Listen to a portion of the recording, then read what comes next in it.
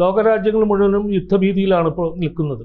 ഇതിൻ്റെ കൂട്ടത്തിലാണ് മറ്റൊരു രാജ്യം കൂടിയിട്ട് യുദ്ധത്തിൻ്റെ ഭാഗത്തിലേക്ക് പോകുന്നത്. ഇതൊക്കെ സമാധാനത്തിന് തന്നെ ഭീഷണിയാണ് അല്ലേ? അതൊരു ഭീഷണി തന്നെയാണ്. താക്കൈച്ചി സന എ, ഈ പേര് കേട്ടിട്ടുണ്ട്?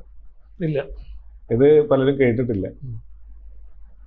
ഈ മനുഷ്യന്റെ ഒരു പ്രസ്താവനയോടുകൂടി പുതിയ കാർമേഘങ്ങൾ ഏഷ്യയുടെ ആകാശത്ത് ഉരുണ്ടുകൂടിയിരിക്കുകയാണ്. ഒരു യുദ്ധഭീതി വന്നിരിക്കുകയാണ്. ഏതാണ് ഈ കാക്ക? അത് രസകരമാണ്.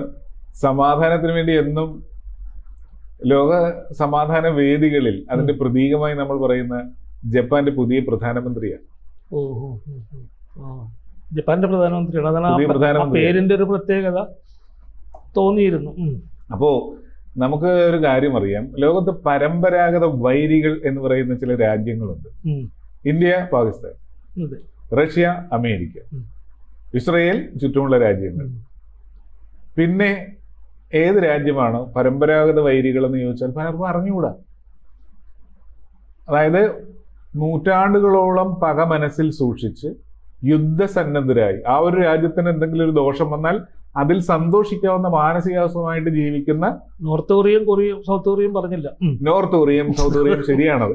ഓക്കെ, ആൾക്കാരെ തെറ്റിദ്ധരിക്കുന്ന അത് ശരിയാണ്, നമുക്ക് പക്ഷമൊന്നും ഇല്ലല്ലോ. അപ്പൊ ഇതേപോലത്തെ മാനസികമായ അകൽച്ചയുള്ള എന്നാൽ ഒരേ വംശീയ സ്വഭാവവും ദൈവവിശ്വാസവും ഏകദേശം സാമാന്യമായ സംസ്കാരവുമുള്ള രണ്ട് രാജ്യങ്ങളാണ് ചൈനയും ജപ്പാനും.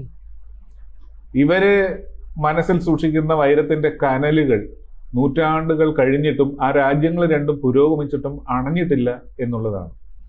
ഇത് പുതിയ തലത്തിലേക്ക് മാറിയിരിക്കുകയാണ്.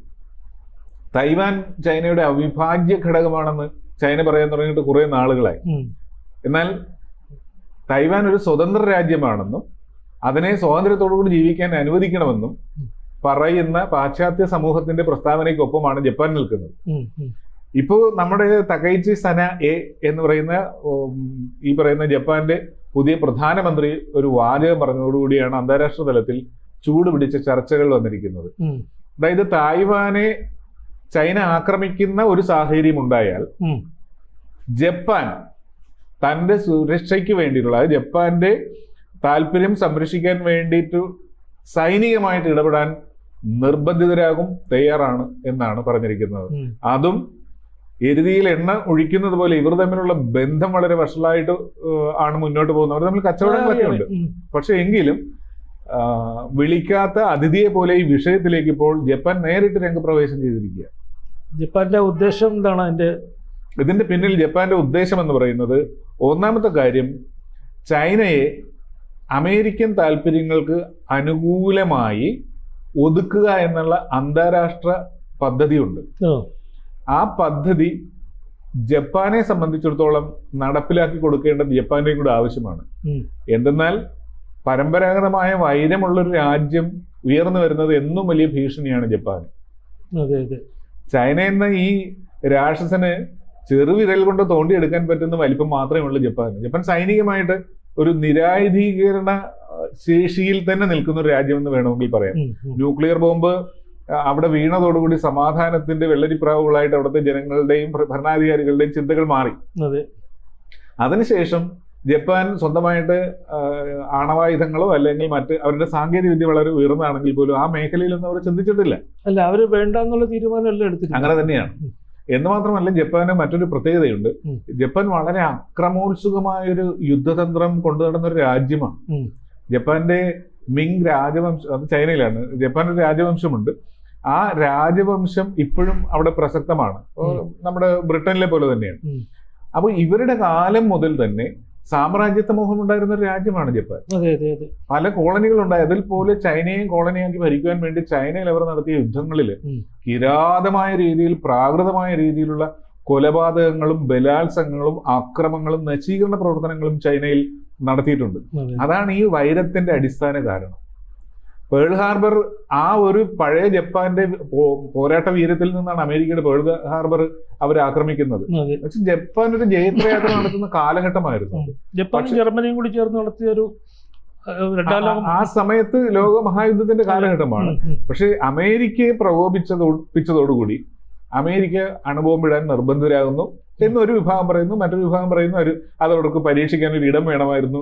ജപ്പാൻ പേൾ ഹാർബർ ആക്രമിച്ചതോടുകൂടി അതിനുള്ള സുവർണാവസരം ജപ്പാൻ തന്നെ വെള്ളിത്തലികയിൽ അമേരിക്കയുടെ കയ്യിലേക്ക് കൊടുത്താണെന്ന് പറയുന്നു. അപ്പൊ സംഭവം എങ്ങനെയാണെങ്കിലും ജപ്പാൻ അതിനുശേഷം മര്യാദരാമന്മാരായി മാറി എന്നുള്ളതാണ്. പക്ഷെ ഈ പ്രസ്താവന ചൈനയെ ചൊടിപ്പിച്ചു. ചൈന പറഞ്ഞിരിക്കുന്നത് തൈവാൻ എന്ന് പറയുന്ന അവർ പരമ്പരാഗതമായിട്ട് പറയുന്ന പോലെ പണ്ടേ അവർ പറയുന്നത് ഞങ്ങളുടെ ഒരു പ്രവിശ്യമായിട്ടാണ് ഞങ്ങൾ കണക്കാക്കുന്നത്, അല്ലെങ്കിൽ ഞങ്ങളുടെ നമ്മൾ ഇന്ത്യയും പാകിസ്ഥാന്റെ കാര്യം അവിഭാജ്യ ഘടകമാണ് ഈ കാശ്മീർ എന്ന് പറയുന്നത് പോലെയാണ് ചൈന തായ്വാനെ കുറിച്ച് പറയുന്നത്.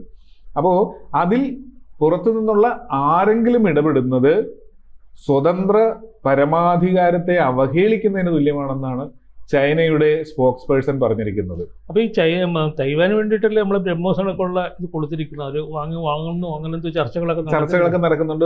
ജപ്പാനും അതിൽ താല്പര്യമുണ്ട്. ജപ്പാന്റെ സുരക്ഷയിൽ അമേരിക്കൻ പങ്കാളിത്തമാണ് ഇപ്പോൾ ഉള്ളതെങ്കിൽ അതിനപ്പുറം ഇന്ത്യയോടുകൂടി തന്നെ പങ്കാളിത്തം വിശ്വസിച്ച് ഏർപ്പെടാമെന്നൊരു ധാരണയിലേക്ക് അവർ വന്നിട്ടുണ്ട്. ചർച്ചകൾ നടക്കുന്നു. ഈ ചർച്ചകളൊക്കെ അതിന്റെ പ്രാരംഭ ഘട്ടങ്ങളിലൊക്കെയാണ് എന്നാണ് മനസ്സിലാക്കുന്നത്. ഈ ചൈനയും ജപ്പാനുമായിട്ടുള്ള നയതന്ത്രം നിരന്തരം അപ്പ് ആൻഡ് ഡൗൺ രീതിയിൽ പോകുന്നതാണ്. നമ്മൾ ഈ ചക്കളത്തി പോരാട്ടം എന്ന് പറയുന്ന പോലെ തന്നെ ചിലപ്പോൾ അത് ശരിയായിട്ട് പോകും, ചിലപ്പോൾ അത് തെറ്റായിട്ട് പോകും. പ്രവചിക്കാൻ പറ്റാത്ത രീതിയിലുള്ള ഒരു സ്വഭാവം. അപ്പൊ ഇങ്ങനെയുള്ള ഇതിന് ഈ ഒരു സ്വഭാവത്തിന് നിരവധിയായ ഘടകങ്ങളുണ്ട്. ഒന്ന് മനസ്സിലിരിക്കുന്ന ഓർമ്മകൾ, അവർക്ക് ക്ഷമിക്കാൻ പറ്റാത്ത ഓർമ്മകളുണ്ട്. പിന്നെ അതുകൂടാതെ തന്നെ ഇവർ തമ്മിൽ വർഷങ്ങളായിട്ട് ഒരു തർക്കമുണ്ട്. സെൻഗാക്കു ദ്വീപുകൾ എന്ന് പറയുന്നത് ജപ്പാന്റെ തീരപ്രദേശത്തുള്ള ഒരു ദ്വീപാണ്. പക്ഷെ ഇത് ചൈനയുടേതാണ്. ഈ ദ്വീപിൽ പണ്ട് മുതലേ ഞങ്ങൾക്കുണ്ട് അവകാശമെന്ന് സ്ഥാപിക്കാൻ ഇവർ ശ്രമിക്കുകയും ഈ ജപ്പാന്റെ കോസ്റ്റ് ഗാർഡിന്റെ കപ്പലുകൾ ഈ തീരത്തിനടുത്ത് തുടർച്ചയായിട്ട് പ്രത്യക്ഷപ്പെട്ട് ജപ്പാന്റെ തീരത്തിനടുത്ത് പ്രത്യക്ഷപ്പെട്ട് ചൈന ജപ്പാനെ പ്രകോപിപ്പിക്കുകയാണ് സെൻഗാക്കു ദ്വീപുകളിലേക്ക്. അപ്പൊ ഇത് ചൈനക്ക് വലിയ തലവേദനയാണ്. കാരണം തെക്കൻ ചൈന കടലിലെ ഒരു വൻ ശക്തി തന്നെയാണ് ചൈന എന്ന് പറയുന്നത്. തീർച്ചയായിട്ടും അവരവരുടെ അധികാരം, അതായത് സമുദ്ര അധികാരത്തിന് ഒരു ഇന്റർനാഷണൽ ലിമിറ്റ് ഉണ്ട്. അതായത് ഓരോ രാജ്യത്തിന്റെ അതിർത്തിയിൽ നിന്ന് ഇത്ര കിലോമീറ്റർ നോട്ടിക്കൽ മൈൽ എന്നൊക്കെ പറയും. പക്ഷെ ഇവരത് അങ്ങ് ഏകപക്ഷീയമായിട്ട് വർദ്ധിപ്പിക്കൊണ്ടിരിക്കുകയാണ്. ആണ്. അത് ഫിലിപ്പീൻസിന്റെ ഭാഗം, അതേപോലെ ജപ്പാന്റെ ഭാഗം തുടങ്ങി കുറെ ഭാഗങ്ങൾ. ഫിലിപ്പീൻസ് ഇതിന്റെ വെളിച്ചത്തിലാണ് നമ്മളോട് ബ്രഹ്മോസ് വേണമെന്ന് കരാറിന്റെ ഘട്ടത്തിലേക്ക് എത്തിയിരിക്കുന്നത്. കാരണം ചൈനയുടെ ഭീഷണി എല്ലാവർക്കുമുണ്ട്. ചൈനയുടെ ഭീഷണി എന്ന് പറഞ്ഞാൽ ചൈനയ്ക്ക് ചുറ്റും അയൽ രാജ്യങ്ങളോടെല്ലാം ഇന്ന് യുദ്ധത്തിലാണ്. യുദ്ധത്തിൽ ശരിക്കും നേരിട്ട് യുദ്ധത്തിൽ പോവില്ല. കാരണം അത് യുദ്ധസന്നദ്ധരായിട്ടുള്ള അതാണ് രസം. കുറേ വർഷങ്ങളായിട്ട്, പതിറ്റാണ്ടുകളായിട്ട് അവർക്ക് യുദ്ധപരിചയമില്ല എന്നുള്ള വേറെ സത്യം. അത് ശരിയാണ് അല്ലേ? നമ്മൾ യുദ്ധത്തിന്റെ പരിചയം മാത്രമേ. നമ്മൾ 62 നമ്മളോട് യുദ്ധം ചെയ്തു, അതിനുശേഷം ആരോടൊന്നും യുദ്ധമായിട്ട് അറിവില്ല. ഇല്ല. പിന്നെ ഇത് കൂടാതെ മറ്റൊരു കാര്യം കൂടെ ഉണ്ട്. ഇവർ തമ്മിൽ തർക്കത്തിന്, ഇവർ തമ്മിൽ വ്യാപാര തർക്കം വളരെ രൂക്ഷമാണ്. അതായത് ഏകദേശം ഇവരുടെ സെമി കണ്ടക്ടറിന്റെ നിയന്ത്രണം ഏർപ്പെടുത്തി. ജപ്പാന് കൊടുക്കാൻ പാടില്ല എന്ന് പറഞ്ഞ് ചൈന തീരുമാനമെടുത്തു. നല്ല രീതിയിൽ സുരക്ഷാ ഭീഷണി രണ്ട് കൂട്ടരും തമ്മിലുണ്ട്. അങ്ങോട്ടും ഇങ്ങോട്ടും ഡ്രോണുകൾ വരുത്തുന്നു. അതേപോലെ തന്നെ ഹെലികോപ്റ്റർ പട്രോളിംഗ് ചൈനക്കെതിരെ ജപ്പാൻ ശക്തമാക്കുന്നു. ഇങ്ങനെ ഏത് നിമിഷവും ഒരു യുദ്ധപ്രതീതി സൃഷ്ടിച്ചുകൊണ്ട് പൊട്ടിത്തെറിക്കാവുന്ന ഒരവസ്ഥയിലാണ് ജപ്പാനും ചൈനയുമായിട്ടുള്ള നിലവിലുള്ള സ്ഥിതി ഇരിക്കുന്നത്. അന്താരാഷ്ട്ര സമൂഹത്തിന് വളരെ ഭയമുണ്ട്. കാരണം തീർച്ചയായിട്ടും ഇതൊരു ത്രികോണ മത്സരമായിട്ട് എന്ന രീതിയിൽ വരും. നമ്മളൊക്കെ സമാധാനം വേണമെന്ന് പറയുന്നുണ്ടെങ്കിൽ ഇപ്പോൾ തന്നെ റഷ്യ ചൈനയുടെ പക്ഷം വന്നിട്ടുണ്ട്, അമേരിക്ക ജപ്പാന്റെ പക്ഷം വന്നിട്ടുണ്ട്, തായ്വാനും അമേരിക്ക റഷ്യ അച്ചുതണ്ടായിട്ട് മാറുന്നുണ്ട്. അപ്പൊ ഇതൊരു വലിയ ഭീഷണിയാണ്. സമാധാനം ലോക രാജ്യങ്ങൾക്കിടയിൽ അകലെയാണോ എന്നുള്ള ഭീതി ശക്തമാണ്.